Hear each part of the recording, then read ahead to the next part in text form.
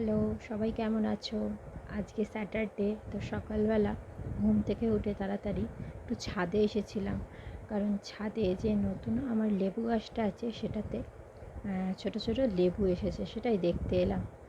তো চারপাশটা বেশ সুন্দর লাগছে, আজকে সকালটা খুব সুন্দর।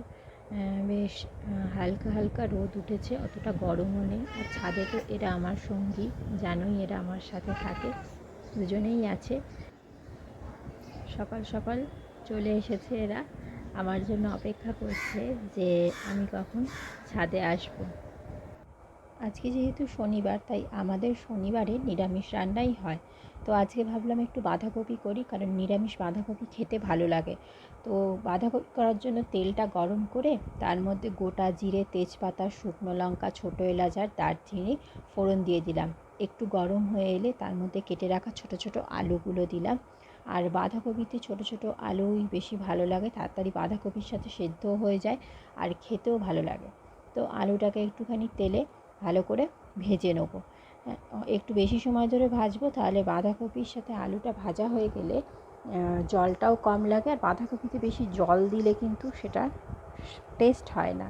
তাই আলুটাকে একটু ভালো করে লাল করে ভেজে নেব। ভাজা হয়ে গেলে এর মধ্যে মশলা দেবো হচ্ছে আদা, কাঁচা লঙ্কা, টমেটো, মিক্সিতে এটাকে পেস্ট করে নেব। কারণ আমি কুচিয়ে দিই না, আমি একটু পেস্ট করে দিই, তাহলে আমার একটু গ্রেভিটা ভালো লাগে। তো ওটা পেস্ট করে নেব, নিয়ে তার মধ্যে দিয়ে দিচ্ছি হচ্ছে হলুদ আর ঠিক পরিমাণ মতো কিন্তু নুন। আমি কিন্তু নুনটা আগেই দিয়ে দিই, কারণ হচ্ছে আমি বুঝেই যাই যে কতটা লাগবে। আর সাথে আমার জন্য একটু চাও বসালাম, একটু চা খাবো। আর করব হচ্ছে বাঁধাকপির তরকারিটা, একদিকে চা হবে আর একদিকে আমি বাঁধাকপির তরকারিটা করবো, কারণ চাটা আমার চাই।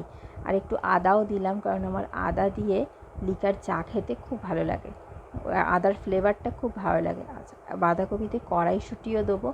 আর বাঁধাকপিটাকে কিন্তু আমি একদম গ্রেট করে কেটেছি, মানে ঝিরিঝিরি করে গ্রেটার দিয়ে কেটেছি, হাতে কাটি না। কারণ ঝিরিঝিরি করে কাটলে কি হয়, খুব তাড়াতাড়ি কিন্তু আলুর সাথে মিশে যায়, কষতে কষতেই জাস্ট বাঁধাকপিটা রেডি হয়ে যায়। তো মিক্সিতে কিন্তু মশলা রেডি হয়ে গেছে, টমেটো আর কাঁচা লঙ্কা আর আদা। তো এইটা আমি কড়াতে দিয়ে দেবো। তার আগে কিন্তু আমি আলুতে বাঁধাকপিটা দিয়ে দিয়েছি, কারণ বাঁধাকপি, আলু আর এটা কিন্তু একসাথে ভাজা হবে। ভাজা হলে বেশ কষাটাও খুব তাড়াতাড়ি হয়। এরপর হচ্ছে বাঁধাকপিটা কষছি, কষতে কষতে বাঁধাকপিটা দিয়ে জল বেরিয়েছে। তো কিছুটা জল মরে আসবে, তো ততক্ষণ কষতে হবে। কারণ বাঁধাকপিটা বেশ কষিয়ে রান্না করলে কিন্তু খেতে ভালো হয়। আর নিরামিষ দিনে তো কিন্তু বাঁধাকপি বেশ ঘি দিয়ে ভীষণ ভীষণ ভালো লাগে, মানে শুধু বাঁধাকপির তরকারি ভাত হলেই আর কেউ চাই না। আর আমি বাঁধাকপিটা কিন্তু করার সময় অনেকক্ষণ কষি কড়াতে, আগে জল দিই না। তারপর কড়াইশুঁটিটা দিয়ে দিলাম, কড়াইশুঁটিটা দেওয়ার সাথে সাথে আরেকটু বাঁধাকপিটাকে কষিয়ে নিলাম।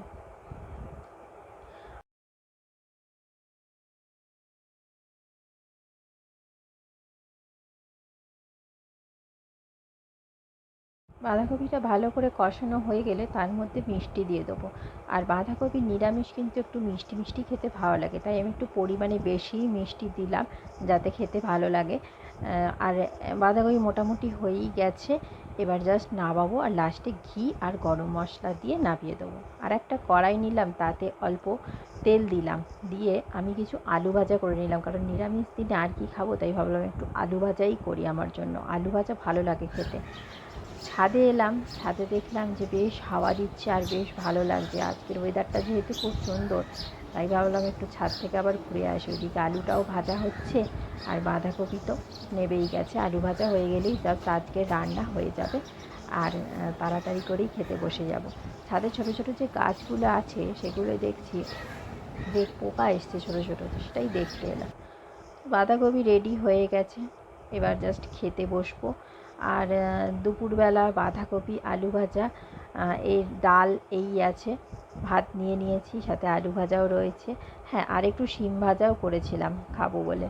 আলু ভাজা, শিম ভাজা আর ডাল, আর সাথে তো বাঁধাকপি রয়েছে।